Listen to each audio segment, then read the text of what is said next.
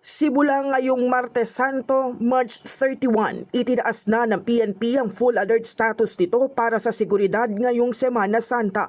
Magtatagal ito hanggang alas 11:59 ng gabi sa darating na April 5 o Easter Sunday. Kasabay nito, tumaas din ang bilang ng mga pulis na ide-deploy mula sa halos 40,000, ngayon ay umaabot na sa humigit kumulang 100,000 personnel. Bukod pa rito, isasama rin ng 12,507 mula sa iba pang units at 37,054 multipliers. Sa kabuuan, 148,193 PNP personnel at force multipliers ang nakahandang magbantay upang masiguro ang seguridad ng publiko ngayong Semana Santa.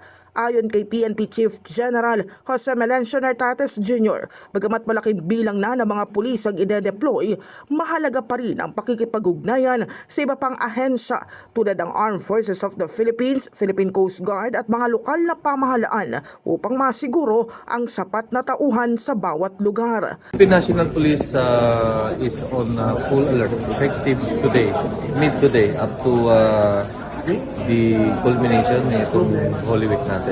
We tried to increase yung ating personnel na madi-deploy. Actually, those are actually deployed yung 98,000. No? Nagpapalit-palitan lang yon and kulang pa yon. In fact, magko-coordinate tayo sa other agencies like the AAP, the Coast Guard, and local government units. Kailangan natin ng maraming tao dyan sa labas.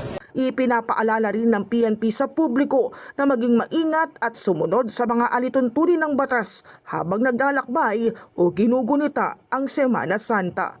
In the heart of changing lives, ako si Brigada Cass Austria ng 105.1 Brigada News FM Manila, the Music and News Authority.